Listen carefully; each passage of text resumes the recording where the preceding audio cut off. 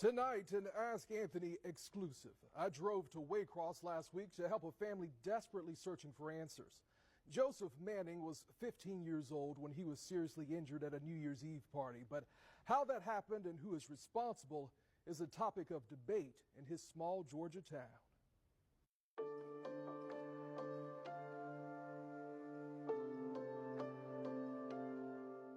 Joseph Manning is your typical country boy. He loves football, riding dirt bikes, and hunting. He is my heart. He's the reason my heart beats. And to his mother, Tatum Thrift Walker. But in my mind, he's still that 15-year-old boy that was riding the dirt bike, going hunting with my husband. But now he is dependent on us. Let's just say that. 5 years ago, he snuck out of his parents' home and went to a New Year's Eve party down the street.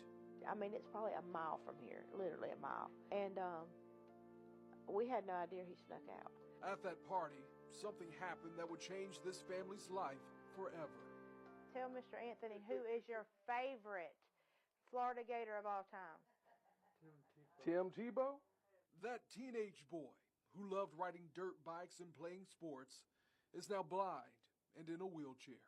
In one instant, our world was turned upside down. According to witnesses at the party, Joseph fell off the top of a two-story barn around midnight on January 1st of 2019. But no one called for help until around 2 p.m., almost 14 hours later. He was laying at the bottom of the barn on an old, dirty twin mattress. They all sat there and was watching my son die. Changed his clothes, moved him, and still hadn't called 911. I requested the police report from the Ware County Sheriff's Office. In the report, it says everyone attending the party at the barn was drinking and playing beer pong. Witnesses say Joseph arrived at the party and, quote, seemed drunk and passed out on an air mattress in the hayloft at 11:30 p.m. at the very top of the barn. Witnesses say they found him lying motionless on the ground at the bottom of the barn about 30 minutes later. What's most difficult about the entire incident, regardless of your idea or your opinion as far as what happened, is that Joseph was 15 years old. Jason Seacrest is a special agent with the Georgia Bureau of Investigation. He was the supervisor on the case. We interviewed everybody that was at the party, and the stories were relatively consistent. But that's where this story takes a turn, and this mother disagrees.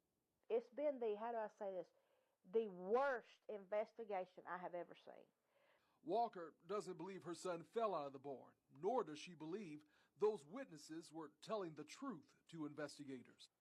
Kids had come forward to us and told us that he was hit in the head with a shovel. Well, that made sense to me.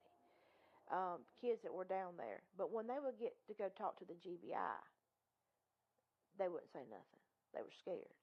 According to Walker, another boy was jealous that Joseph was talking to his girlfriend and purposely beat him at the party, and she knows who he is. Not trying to be mean, but he was somebody I wouldn't allow my son to hang around with.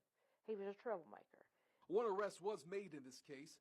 Ginger Oxford, the mother of one of the teenagers who was throwing the party, was charged with cruelty to children for failing to seek medical attention for Joseph. A trial was held last year where she pleaded guilty. She's currently serving time in prison and won't be released until 2026.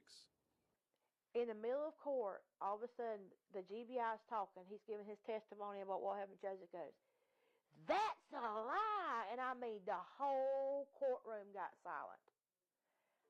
He grabs my hand and he starts squeezing it. He looks at me and he goes, "Mom, I want to talk now." Joseph told investigators he was actually hit in the head with a pistol by that boy that Walker mentioned. And we took some time and tried to hear Joseph and what he had to say. He did provide a statement. He could not remember everything. Since 2019, Joseph has spent years trying to recover from his injuries in and out of hospitals, and during that time, his family has been on the sidelines fighting for him. I won't rest until something is done because it's not right, and they all think they got away with it. Well, number one, they didn't get away with it with God, because God knows what happened.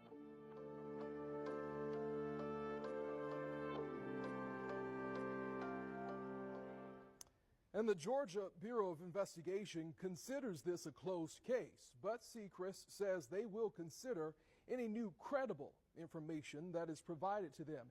He says investigators looked at medical records and spoke with numerous witnesses, and they stand by their conclusion that Joseph fell from the barn and there was no foul play. But as you heard in the story, Walker disagrees and believes there are more witnesses out there who haven't spoken to the GBI about what happened. Remember, you can always email me at askanthony@firstcoastnews.com.